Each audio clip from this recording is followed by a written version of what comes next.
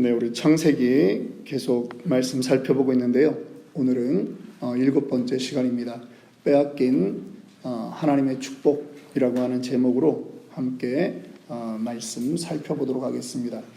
여러분, 우리는 지난 시간에 노아의 8가정이 방주를 통해서 구원받는 것을 우리는 살펴보았습니다. 새 인류의 회복입니다. 방주라고 하는 이름을 종종 교회도 사용합니다. 우리 교회에서 1년 같이 사역하고 나가셨던 우리 서민수 목사님도 나가셔서 그 교회 이름을 플러튼 방주교회라고 그랬는데, 방주교회라고 이렇게 할 때는 생각하고 각오해야 되는 게 있습니다. 뭐냐 하면 그 방주에 출입문이 하나밖에 없다라고 하는 거예요. 그 안에서는 계속 짐승들의 분비물들이 나온다라고 하는 거죠. 냄새 난다라고 하는 거예요.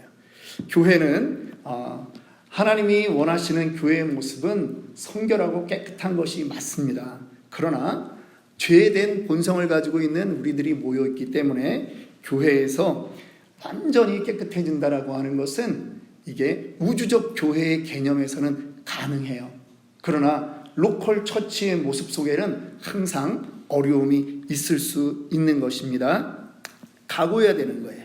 그래서 우리가 교회를 때로는 비난할 수 있습니다. 그런데 비난하면 안 되는 이유가 뭐냐면, 그럼에도 불구하고 노아 시대의 방주만이 유일한 구원의 수단이었듯이 이 땅에 교회만이 유일한 구원의 수단임을 우리가 믿는다면 우리가 그거를 품고 나가야 한다라고 하는 것입니다. 이제 오늘 우리 7과 말씀 좀 살펴보겠는데요. 우리가 읽었던 11장 1절로 9절의 말씀, 오늘 바벨탑에 대한 것을 이야기하려고 합니다. 그런데 이것은 이제 단지 바벨탑 이런 차원이 아니라 도시와 또 건축이라고 하는 그러한 부분으로 좀 확대해서 살펴볼 필요가 있기 때문에 좀 진도를 좀 빨리 좀 나가야 될 것 같습니다. 우리 두 번째 파트, 말씀의 숲속을 산책하기, 우리 1번 한번 다 같이 읽어보겠습니다. 시작. 사람들이 지으려고 했던 것이 무엇입니까? 건축 재료로 사용한 것은 무엇입니까? 이들이 그것들을 지으려고 했던 목적은 무엇입니까? 여러분, 지금 지구상의 가장 높은 건물을 우리는 압니다. 어디에 있죠? 가장 높은 빌딩, 두바이에 있죠. 아시면서도 말을 안 하시는 거는 저를 시험하기 위해서 다 여기 제가 준비해가지고 나왔습니다. 부르즈 할리파라고 하는 두바이의 828m, 2010년도에 완공된 그 건축물이에요. 이게 세계 1위입니다. 2위는 2023년에 완공되었는데 말레이시아에 678m짜리 메르데카 118층짜리 건물이 있고, 중국 상하이에 상하이 타워가 그 632m.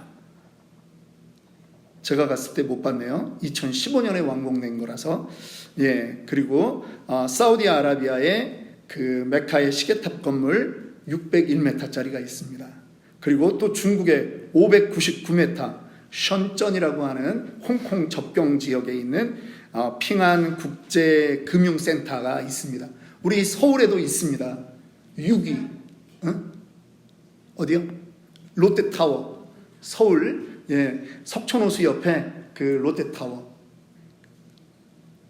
이게 뭐 그냥 서울은 고도 제한이 있어가지고 사실은 60층 이상 짓는 거를 그렇게 허락하지 않았었는데, 이명박 대통령 때 롯데타워 하나 만들었잖아요. 여러분, 오늘날의 기술로도 몇백 메타 올리는 게 쉽지 않습니다.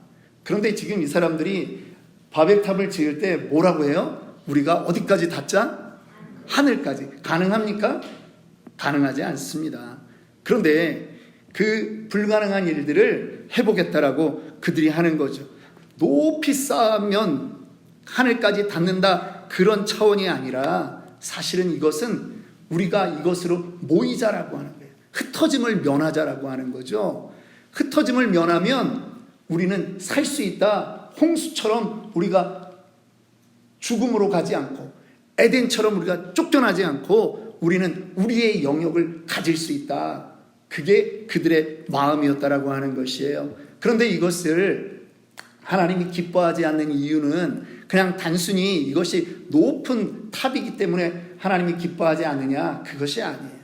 그들이 벌써 자기의 그 개념을 집어넣었다라고 하는 거죠.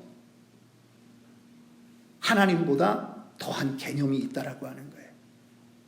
지금 그들이 이거를 자신들의 신전으로 만드는 거예요. 우리 잠깐 화면 2개만 보려고 합니다. 높이 쌓았던 건물들에 대한 그 상징적으로 복원되어 있는 것들, 이것이 이제 우르에 있는 그러한 지구라트라고 하는 것입니다. 이건 바벨론 시대예요. 한참 뒤에요. 자, 그 다음에 우리 여기 남미 쪽에 있는 이 아즈텍 문명에 있는 신전 건물들입니다. 공통점이 뭡니까? 다 계단으로 올라가는 거예요. 하늘로 올라간다라고 하는 상징이에요. 여러분, 야곱이 창세기에서 이제 형 에서의 축복을 가로채고 도망가잖아요. 그런데 무엇을 봅니까? 꿈에 사다리를 보죠. 이게 고대 시대에 이 사람들이 인식한 하늘로 올라가는 길이라고 하는 거예요. 동양에서도 비슷한 그러한 일들이 있습니다. 그래서 그거를 우리는 그 길림성 지역에 있는 우리 장수왕의 무덤이다 이렇게 이제 추정하는데, 장군총이라고 하는 게 있어요. 피라밋, 소형 피라밋 모형으로 또 계단식으로 이렇게 지어진 무덤이 있습니다. 그뿐 아니라 이게 이제 우리 동양에서는요, 우물이 신과 만나는 곳이에요. 우물. 그 우물정자 쓰고 이게 신과 만나는 곳이에요. 산신령이 나타날 때 산신령이 꼭 들고 나타나는 게 있어요. 뭐예요? 지팡이를 꼭 들고 나타나요. 여러분들이 이거는 이제 뭐 목사가 뭐 이상한 얘기하냐, 그게 아니라 그 프레이저라고 하는 사람이 쓴 골든바웃, 그 황금가지라고 하는 고전에 속한 그런 책들이 있습니다. 그런 책들에 민속학적으로 이렇게 나누는 거예요. 그런데 고대인들이 이 지팡이를 땅과 하늘이 연결되는 것, 또 우물도 퍼서 올리잖아요. 그런데 이것이 그냥 땅에서만 올리는 것이 아니라 이것이 오히려 상승의 그러한 의미를 가지고 있다. 너무 많이 알죠? 그래서 배가 고플 때가 있어요. 별로 돈 되는 건 아닌데 하여간 그렇다라고 하는 거예요. 근데 이 계단이 고대인들의 생각 속에 하늘로 올라가는 것, 그 개념이었다라고 하는 거죠. 이들은 지금 신전을 짓는 것입니다. 이들은 지금 하나님께 가야 되겠다, 그런 말이 아니라 이들은 지금 자기네들이 만든 이방 신을 섬기는 신전의 모양을 지금 하고 있다라고 하는 거죠. 우리는요, 도시의 발달이라고 하는 것을 지금 이 부분에서 바벨탑이라고 하는 거에서 우리는 도시의 발달이라고 하는 걸 생각해 보아야 해요. 도시 역사를 말하다라고 하는 책이 있습니다. 이 도시가 생기면서 사람들이 모이면서 어떤 문제가 발생하냐, 하나님 없어도 우리는 살 수 있어 라는 개념이 들어온다라고 하는 거예요. 이 도시가 형성되면 서로 의지할 수 있습니다. 안전할 수 있습니다. 그래서 신석기 시대 이후부터 사람들은 계속 도시를 만들기 시작하는 거예요. 그리고 거기에서 자기네들의 신을 만들어요. 이것이 도시가 가지고 있는 또 다른 기능이라고 하는 거죠. 도시는 그래서 반드시 도시는 신전을 함께 구비하고 있게 되는 것이 동서양을 막론하고 사람들이 그렇게 변해져 갔다라고 하는 것입니다.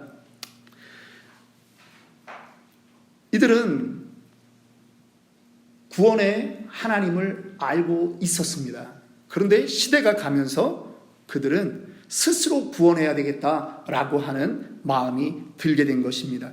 자, 2번 바벨탑을 쌓는 곳은 어디인가요? 동방으로 옮기다가라고 하는 표현과 가인이 범죄하고 난 뒤에 보였던 행동을 비교해 봅시다. 시날 평지는 지금의 어디인가요? 그곳에서 생겨난 문명들이 무엇입니까? 하나님이 언어를 혼잡케 해서 흩으신 이유도 생각해 봅시다. 여러분, 에덴에서 가인이 쫓겨날 때 아담과 하와랑 함께 살다가 가인이 동쪽으로 갔다라고 하는 거예요. 하나님으로부터 멀어졌다라고 하는 것입니다. 에덴으로부터 더 멀어지는 것을 동쪽으로 갔다라고 말을 하는 거예요. 그런데 그들이 지금 동방으로 옮겨가다가 그들은 어떤 문명을 만들어 갑니까? 그들은 창세기 4장에 보면 가인의 후손들이 물질 문명의 조상들이 되었잖아요. 그런데 지금 이 홍수 이후에 이들이 다시 살게 되는 지역이 시날 평야입니다. 시날 평야라고 하는 그 지역은 어디냐 하면 오늘날 티그리스와 유프라데스 강이 만나는 곳이에요. 메소포타미아 문명이 만들어진 곳이라는 것입니다. 그러니까 여기서 대대로 어떤 나라들이 생겼습니까? 수메르, 아카드, 아수르, 아시리아, 바벨론, 페르시아, 모든 이 중앙아시아 문명은 전부 다 이 두 강물 사이에서 나타났다라고 하는 거죠. 그런데 여기에서 이들이 이 문명을 자랑할 수 있는 것은 그 주변의 다른 곳들과는 달리 자기네들은 지금 조금 아까 보여드렸던 그 지구라트와 같은 것들, 그 다음에 바벨론 문명에 대해서는 사실은 역사학자들도 대단히 놀랄 정도로 관계 수로가 아주 정확하게 되어 있는 그러한 나라였습니다. 그러니까 이들은 스스로 자부심을 느낄 만한 그러한 문명의 주인공이었다라고 하는 것입니다. 사실 이 지역에는 암석이 별로 없습니다. 이들은 벽돌을 구워서 하늘까지 올라가자, 이 말이 맞아요. 왜냐하면 이 지역은 암석이 별로 없는 곳이고 모래와 이 진흙이 많은 곳입니다. 그래서 이 점토판 문자라고 하는 것이 있습니다. 점토판 문자라고 하는 것은 이 기록을 남겨야 되는데, 예를 들면 중국에서는 갑골문이라고 하는 것을 어디다가 썼어요? 거북 껍데기, 등짝 껍데기 있잖아요. 그 다음에 소 이 어깨뼈나 엉덩이 뼈 이런 데다가 이제 새긴 것이 갑골문이에요. 거기다가 이 숯으로 이렇게 거기에 홈을 내고 숯덩어리를 놓으면 이게 뜨거워지면서 쫙 갈라질 거 아니에요. 그러면 그거를 이제 판단하는 거예요. 아, 길하다, 흉하다. 그러면서 그걸 무엇을 위해서 점을 쳤는지 기록을 남겨놓는 것이 중국 초기 문자인 갑골문이었는데, 이 메소포타미아 문명 이 지역은 그런 것보다는 점토판에 그냥 이 진흙판에다가 쐐기 문자라고 하는 것들을 그려서 만드는 거죠. 딴 세상 얘기 같죠? 이것도 이문열 씨의 소설에도 나와요. 소설 읽다 보면 그 원시 그 신을 찾아가는 그런 거에 대한 그 소설에 나와요. 그런데 지금 이곳에서 이 진흙을 가지고서라도 자기네들은 하나가 되고 하늘로 올라가는 이 신전을 만들어야 되겠다라고 그들이 작정하는 거죠. 여러분, 우상 숭배에 대한 그 열정이 한번 사로잡히면 사람들은 그 길을 가는 것입니다. 이들이 어떻게 이렇게 할 수 있어요? 6절에 여호와께서 이르시되 이 무리가 한 족속이요 언어도 하나이므로 이같이 시작하였으니 이후로는 그 하고자 하는 일을 막을 수 없으리라. 사실 막을 수 없는 건 아니죠. 그런데 사람들이 오바해서 나가면 사람들 인생에 결국 남은 것은 멸망밖에 없기 때문에 하나님이 그것에 대해서 막을 수 없다, 이렇게 표현하는 것입니다. 그래서 하나님이 이제 그들을 흩으시기로 작정하신 거죠. 자, 3번 보겠습니다. 바벨탑을 쌓는 사람들은 누구입니까? 가인의 후예는 홍수를 통해서 다 죽었습니다. 노아와 아들들을 통해서 태어난 사람들이 인류를 형성했습니다. 방주에서 구원을 얻은 노아의 후손들이 바벨탑을 쌓는 것을 보면서 죄가 어떻게 사람들에게 영향을 미치는지 생각해 봅시다. 여러분, 바벨탑을 쌓은 사람들은요, 가인의 후손들이 아닙니다. 그렇죠? 셋의 후손들입니다. 그런데 그들은 사실 방주에서 살았기 때문에, 방주에서 구원받았기 때문에 하나님의 놀라운 일들을 그들은 기억하는 사람들이에요. 그 후손들도 역시 마찬가지예요. 그런데 그들이 의로운 길로 가지 않는다라고 하는 거죠. 제가 요즘 주일날마다 예배에 대한 설교를 하면서 지금 좀 반복하는 그런 말들이 있습니다. 예배의 자리에 우리가 나온 것 같지만 우리의 본성이 그렇게 의롭지 않다. 하나님께서 우리를 불러주시고 하나님께서 우리를 인도해 주셔서 우리가 이 자리에 있는 것이다. 자기가 예배를 1년, 우리 올해 목표가 국예배 적어도 주일 52주 빠지지 말자, 그렇게 했는데 안 빠졌다고 스스로 교만할 거 없다라고 하는 얘기예요. 나의 본성으로는 그렇게 되지 않는 거예요. 하나님의 초대하심이 우리에게 있기 때문에 그렇다라고 하는 거죠. 그런데 말씀드리고자 하는 건 뭐냐? 우리의 죄성이 그렇게 무섭다라고 하는 거예요. 심판을 본 지 이제 길어봤자 300년, 400년이 채 안 된 시점입니다. 그런데 그들이 오히려 바벨탑을 쌓는 것에 그 방향으로 그 후손들이 나가고 있다라고 하는 것이죠. 창세기 10장 9절과 10절을 보면 이런 사람이 등장합니다. 그가 함께 읽습니다. 그가 여호와 앞에서 용감한 사냥꾼이 되었으므로 속담에 이르기를 아문은 여호와 앞에 니므롯 같이 용감한 사냥꾼이로다 하더라. 그의 나라는 신할 땅의 바벨과 에릭과 아깝과 갈레에서 시작되었으며, 지금 니므롯이라고 하는 사람이 등장합니다. 그의 족보를 보면 함의 후손입니다. 그런데 이 니므롯이 지금 이러한 일들의 주관자가 되었다라고 하는 건 용감한 자라고 하는 거죠. 용감한 사냥꾼이에요. 사실 니므롯은 무엇으로 대표되는 인생이냐? 세상의 문명, 문화, 기술, 이것에 대표되는 그러한 존재들입니다. 여러분, 그런데 그들이 하나님을 경외하는 길로 나아가지 않고 오히려 하나님과 반대되는 그러한 방향으로 나아가고 있는 것입니다. 여러분, 교회도 그럴 수 있습니다. 큰 교회하고 많이 모이자, 여러분, 이게 하나님 뜻은 아니에요. 하나님의 뜻은 언제나 생육하고 번성하여 땅에 충만하라가 이게 문화명령 1호예요. 흩어져야 되고 선교해야 되고 파송해야 되는 게 하나님의 명령이에요. 그런데 우리에게로 모여라, 이것이 진리처럼 가리키면 안 된다라고 하는 것이죠.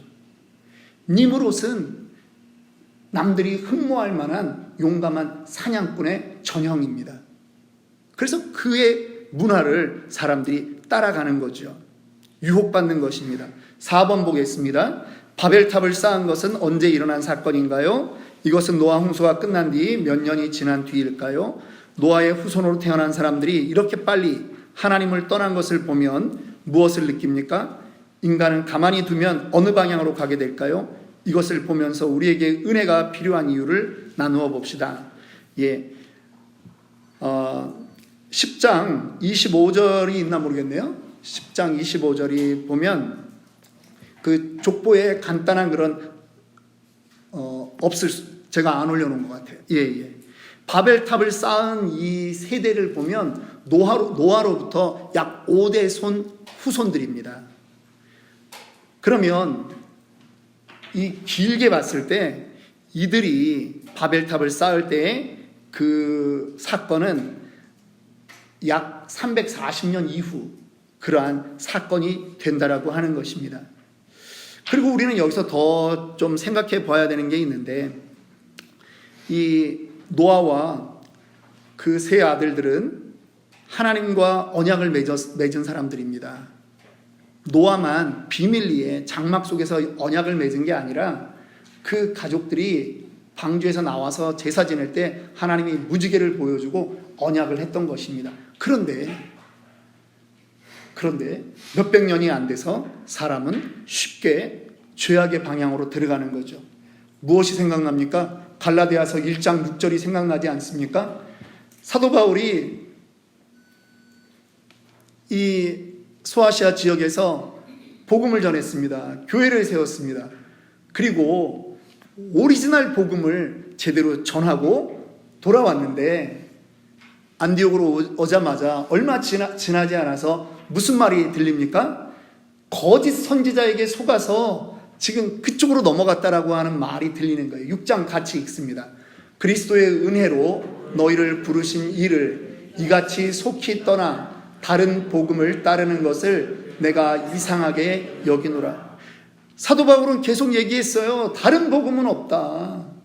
그런데 사도 바울이 그 현장을 떠나서 안디옥으로 돌아간 다음에 갈라디아 지역에 이 거짓 사도들에게 속아서 그들이 잘못된 복음을 받아들이고 있는 것입니다. 이것이 인간의 속성이에요. 우리는 눈에 보이는 것을 좋아합니다.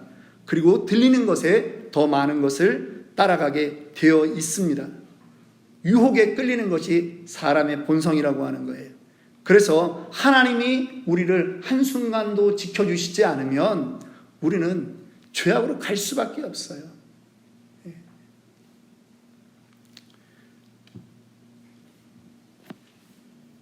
자, 우리 다음 파트 보겠습니다. 3단계입니다. 말씀의 나무 아래 머물기. 1번, 바벨탑 건설을 주도한 사람은 함의 후손인 니므롯입니다. 그것에 동조한 사람들은 셈과 야벳의 후손입니다. 이것은 노아를 통해서 예언된 내용과 다릅니다. 왜 이런 역전이 일어났을까요? 셈과 야벳이 놓친 것은 무엇입니까? 조금 더 니므롯에 대한 설명을 합니다. 그들에게 축복되어 있는 것이 있었어요. 셈과 야벳이 축복을 받는 그러한 통로가 되는 것입니다. 함은 그 아들 가나안은 셈과 야벳 족속에 무엇이 된다고 원래 노아가 예언했습니까? 종으로 살게 된다고 이미 예언했습니다. 그런데 지금 셈과 야벳의 후손들은 누구를 따라가지고 지금 이 바벨탑을 짓느냐? 그 함의 후손 니므롯이라고 하는 사람을 따라서 그렇게 지금 일을 하고 있다라고 하는 것입니다. 쉽게 얘기하면 이 함의 족속들이 셈과 야벳의 종이 되어야 되는 것이 예언인데 예언의 반대로 오히려 함의 후손에게 셈과 야벳의 후손들이 지금 종노릇하고 있다라고 하는 것이에요. 현실에서 역전된 거죠. 니므롯이 주도해서 성읍과 탑을 건설하고 그들의 왕노릇을 하는 것입니다. 왜 그렇습니까? 하나님의 백성들이 원래 자기에게 임한 축복이 있어요. 내가 하나님이 원하는 것은 셈과 야벳 족속이 하나님의 축복받는 그러한 인류가 되어야 되는 것입니다. 그런데 그들이 세상을 좋아하는 것입니다. 니므롯이 가진 게 좋은 거예요. 유명한 전설의 사냥꾼 그의 후손들이 가지고 있는 게 좋아 보이는 거예요. 그러니까 그들에게 나아가는 것입니다. 물질 문명이 좋아 보이고 그래서 하나님의 백성이 세상 백성을 따라가는 그러한 형국이 바로 지금 이 모습이라고 하는 것입니다. 우리 요한일서 5장 4절에 이렇게 말씀합니다. 무릇 하나님께로부터 난 자마다 세상을 이기느니라. 세상을 이기는 이김은 이것이니 우리의 믿음이니라. 여러분, 때로는 이 땅에 살아가고 있는 사람들 가운데 예수 안 믿는 사람이 큰 재벌이 더 많을 수 있습니다. 그런데 우리가 그 길을 따라가는 것이 아니라는 거예요. 셈과 야벳의 후손들은 이미 하나님의 그 축복의 언약을 받았습니다. 그럼에도 불구하고 그 언약을 붙들지 못하고 언약을 빼앗기는 것입니다. 하나님의 축복을 잃어버리고 그렇게 살아가는 것이에요. 우리 신자도 그럴 수 있습니다. 그래서 예수님이 말씀하죠. 너희는 세상의 소금이니 소금이 만일 그 맛을 잃으면 무엇으로 짜게 하리요? 후에는 아무 쓸데없어 다만 밖에 버려져 사람에게 밟힐 뿐이라. 주님도 우리의 운명에 대해서 말씀하셨습니다. 우리는 항상 하나님의 그 뜻을 따라야 하는 것이죠. 자, 두 번째 보겠습니다. 사람들이 바벨탑을 쌓은 목적이 무엇이었다고 합니까? 왜 이런 생각을 했을까요? 사람들은 바벨탑을 쌓은 목적이 흩어짐을 면하기 위해서 했다라고 합니다.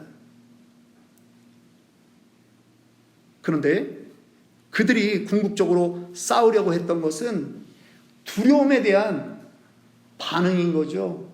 그래서 흩어지지 말자. 그리고 그것이 결국은 그들에게 또 다른 신전이 되어버리는 거죠.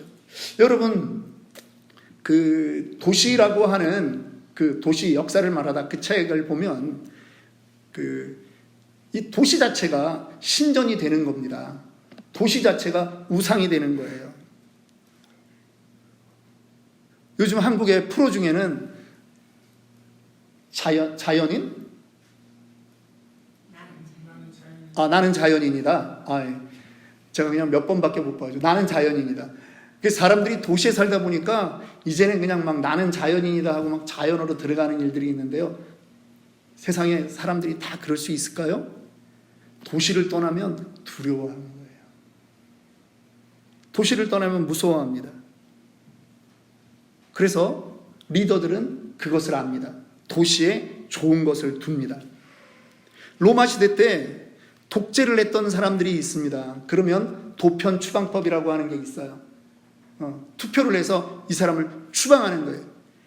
그 도시국가인 폴리스들이 있는데 그 도시국가에 살지 못하게 하는 거예요. 너 나가. 그러면 이 사람에게는 그게 죽음과 같은 그런 격리라고 하는 거죠. 오늘날에도 사람들은 왜 강남으로 모입니까? 강남에 가면 다 있어요.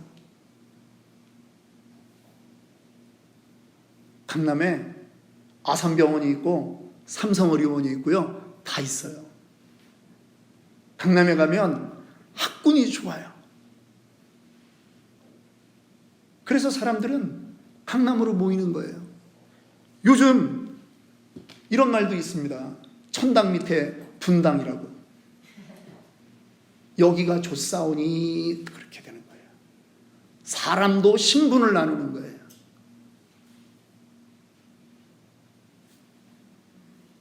이게 사람의 죄성이죠. 바벨탑을 쌓는 목적이 그것이죠. 내가 남들하고 달라 보여야 되기 때문에.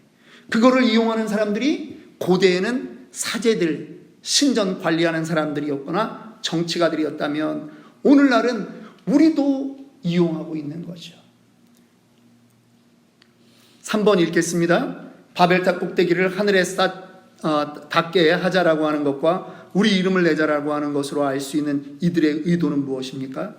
가만두면 이후로는 막을 수 없다고 하는 하나님의 말 속에서 죄를 향한 인간의 집착이 얼마나 강한지 우리는 볼 수 있는 것이죠. 제가 더 부연 설명하지 않도록 하겠습니다. 죄는 멈출 수 없습니다. 인간 스스로는 절대 끊을 수 없습니다. 하나님이 언어를 다르게 해서 분리시켜 주신 게 하나님의 자비요 은혜인 것이죠. 우리는 지금 그 언어 때문에 비록 고통을 받고 있을지 모르지만 이것이 하나님이 하신 방법이라고 하는 것입니다. 몇 번 하다가 멈추겠다? 그러지 않는다라고 하는 거예요. 파멸을 당할 때까지, 심판을 당할 때까지 사람들은 그렇게 가는 것입니다. 4번 보겠습니다. 사람들이 바벨탑을 쌓은 결과는 어떻게 되었습니까? 원래 의도했던 목적과 실제의 결과가 어떻게 다른지 살펴보십시다. 이것을 하나님처럼 되려고 선악과를 따먹은 아담과 하와의 경우와 비교해 봅시다. 흩어짐을 면하기 위해서 그들은 쌓았다고 하는데 결과는 오히려 흩어지는 그러한 결과를 맞이하게 되었습니다. 히브리어로 바벨이라고 하는 말은 혼잡이라고 하는 말입니다. 하나님이 언어를 혼잡하게 해서 그들을 흩어지게 한 것입니다. 여러분, 하나님께 속하면 자유를 누리게 됩니다. 그런데 마치 하나님께 순종하는 것이 자기의 자존심이 상하는 것처럼 그렇게 생각해서 나의 그 정체성을 드러낸다라고 하는 것이 죄악으로 가는 길인 것을 몰랐던 것이죠. 아담과 하와가 선악과를 먹는 것이 자기네들은 별게 아니라고 생각했을지 모릅니다. 그런데 우리가 첫 시간에도 두 번째 시간에도 얘기했지만 선악과를 따먹는 그것이 그냥 창문 열면 나오는 게 선악과가 아니라는 것을 우리 배웠잖아요. 의도하는 거죠. 계획하는 거죠. 죄를 디자인하는 거죠. 그래서 그들이 시도하고 그 일을 저지르는 거죠. 인간의 어리석음이 바로 그런 것입니다. 5번 보겠습니다. 언어와 말이 하나인 것은 하나님의 축복입니다. 막힘이 없이 소통하는 것은 하나님이 주신 축복입니다. 그런데 인간은 이 축복을 무엇을 위해서 사용했습니까? 하나님이 혼잡된 언어를 언제 하나로 회복시켰습니까? 언어가 하나됨을 통해서 하나님은 무엇을 하셨습니까? 오늘 우리가 읽었던 이 11장 1절부터 9절에 우리라고 하는 단어가 계속 나옵니다. 그들은 이러면 안 흩어질 줄 알았던 거죠. 그런데 하나님이 그들의 죄성을 알기 때문에 이 축복을 걷어가시는 겁니다. 그리고 이제 다시 그들의 언어가 하나가 되었던 역사적인 사건이 있는데 그때가 언제입니까? 사도행전 2장 7절부터 11절에 나오는 방언을 받고 그들이 각 지역 언어로 말하게 된 그때 오순절 때 바로 이 혼잡한 언어가 서로 통용이 되는 하나가 되는 그러한 놀라운 일들을 우리는 보게 되는 것입니다. 하나님이 큰 일을 행하실 때 바로 복음의 전파가 일어나야 될 때 하나님은 그 언어를 하나로 그렇게 이끄시는 것을 우리는 보게 됩니다. 우리 시간에 잠깐 좀 기도하도록 하겠습니다.